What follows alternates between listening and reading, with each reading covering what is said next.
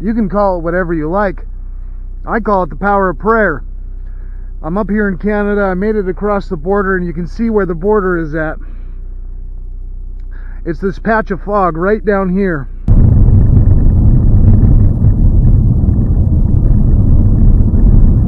Now, I don't know if you guys can see the problem. There's not enough snow for man-hauling. So I had to abandon the plan of man-hauling the border. And now I'm back in my car.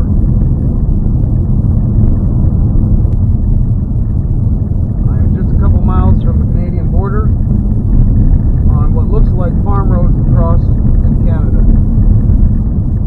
Just as I got near this area, a heavy fog rolled in. There's about a half a mile visibility.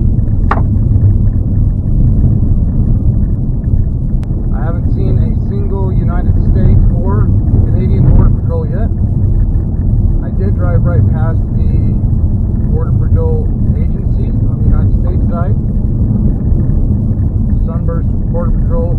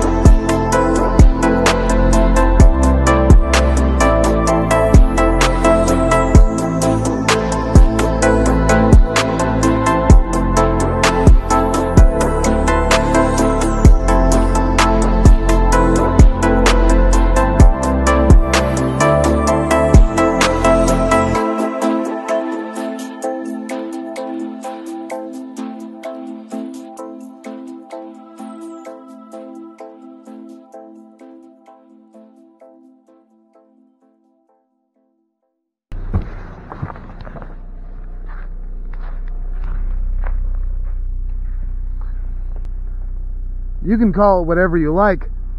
I call it the power of prayer. I'm up here in Canada. I made it across the border, and you can see where the border is at. It's this patch of fog right down here. Other than that, it's a gorgeous, beautiful day. I can see the wonderful sun to the south of me, moving closer. And right here along the border, where I head across from the United States into Canada, just a wonderful little strip of fog. So thank you for the prayers and support. It works. Well, I'm currently in Swift Current, Saskatchewan. And you can see the sign right over here. There we get Moose Jaw, Swift Current, and Medicine. Of course, I'm not going to be cutting over to Moose Jaw because it's too far to the east. It's due east for me. I might as well just go north and get on up to Prince Albert. Probably stop at Saskatoon. Now, originally, I hadn't been planning on using my car to get into Canada. I wasn't even planning on that because it wasn't much of a possibility. After I encountered no snow on the Montana border, I didn't have much of a choice. I was looking at the train yard there to see about train hopping into Canada or paying a trucker to smuggle me in his truck. And I eventually just said, you know what, I'm going to try to take my car up and cross on one of these farm roads. So there'll probably be people complaining and if I'm driving a car up and I'm not man-hauling the 750 miles of Saskatchewan. But I'm not, my goal is to reach the North Pole by land. So I stated that before, whether it's car, bus, even a boat, but that's not going to work because you know, all the water up there is frozen. So I don't mind the quickest way to the North Pole. It's a blessing to have my car to get me halfway through Saskatchewan, and it's going to go quick. So I'm on my way up to Saskatoon and then Prince Albert and take this car as far as it'll go. So nothing real special, and it has 175,000 miles on it. So it really has no value, and it's also probably on its last leg. So once I get up to Prince Albert, or as far north as I can get this car to go, I'll probably just sell it, and it's probably only worth $500 or $1,000. So I'll use the money to help fund the expedition. But at 200,000 miles and a 20-year-old car, trade it for a snowmobile if I'm lucky, and then I could take the snowmobile a little bit further north. So whatever it takes to get north, I don't care whether it's driving, man-hauling, but here we are in right now Swift Current and skipping Moose Jaw. I'm headed up north. All my gear that I went through the gear review is here in the car. I've got my Canadian and Nunavut flag. Of course, I was flying those on the border crossing, so I tried to look patriotic for the country. And then I've also got in here food packs. All my food packs are stored up in ice to keep them frozen. My boots and sleeping bag are in here, and of course, thanks to all your donations and support, I've got the cross-country skis back here, as well as my poles, tent, gear, the sled, everything I need for manhauling. So I'm gonna be manhauling and abandoning the car before too long. But since I was able to cross the border in my car, that is a huge blessing because it allows me to cross maybe 300 or 400 miles of Saskatchewan and get get much closer to Nunavut than I could have. So huge blessing. Stay tuned for updates. Wasn't planning on driving up here, but here I am. I'm going to keep pushing on. I'm starting up funding for phase 2, which is to get me up to Prince Albert. Gas here is expensive, and of course there's food along the way. I'm trying not to eat my food packs until I'm man-hauling, so I can't eat in a restaurant. There's a restaurant right here, old Smitty's, for breakfast. But guess what? I can't eat there because I don't have my vaccination proof. They're not going to let you eat in a restaurant here in Canada without your vaccination proof. So I thought I might see some relief from the COVID craziness in Canada. No, it's even worse here than it was in the U.S. At least in the U.S. I could walk into a restaurant and have a pancake for breakfast, but here, not a chance. You're going to need to have your vaccine to do that. So I'm going to be happy to get out of Saskatchewan, get up north here, get into Nunavut. Stay tuned for updates. Next one's coming from Prince Albert. Little America by Richard Byrd. Home is back there now, but no, rather it is 2 years ahead of me. It is more pleasant to look at it this way, for each day must advance me towards it and not away from it. Tonight, as I have done 100 nights, I ask myself, why are you doing this? Can it be the joy that I get out of exploring is the decisive factor in my plans, overpowering all other influences? This is a time of heart-seeking doubt. I must go at it alone, for no one can decide the matter for me. My mind knows what the answers are, but there is some obscure, perhaps ancient voice within me tonight which instinctively interposes others.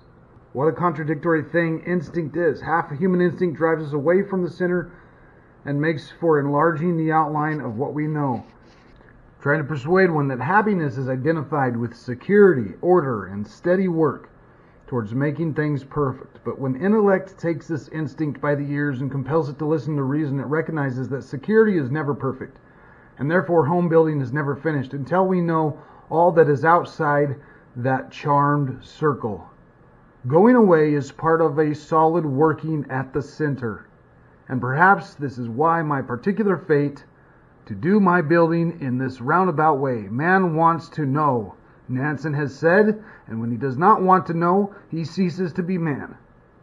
People have donated to this expedition, and Byrd was no different. Although he was a Mason, and I'm sure a lot of his funds came from Masons. Let's take a look at Captain Scott's first expedition in 1901, where he had to borrow $460,000. 1910, $375,000. Shackleton, from 1914 to 1916, borrowed about $400,000. The raising of money for polar expeditions is always difficult. I have never known an explorer who was not either bankrupt or close to it. Now, on the note of me driving my car up, I feel similar to the way Richard Byrd is being hounded down here. $1 million expedition has magnificent equipment, costliest on record. Between the lies of thought lay the implicit plutocratic backing, lavish equipment, unnecessary luxuries, and elegant ease where hardships were once considered inescapable. To the man who wrote the article, an attack on Antarctica or my attack on the North Pole with a shoestring would have been the desirable thing. There would be more high adventure to it, more sport, more drama, and so more news value. I fear we shall pay for that impression. And I am an amateur when it comes to polar exploration, so there's a saying among explorers that the more the amateur, the greater the adventure. So there's going to be plenty of amateur mistakes for me, and there's going to be plenty of adventure because of that. So no, I'm not attacking the North Pole with a shoestring. I know that would be more drama and more a better story. But I'm driving my car a little bit up because I was fortunate enough to get that thing across the border without getting in trouble. So I'm heading north, and I'll see you guys in the next video.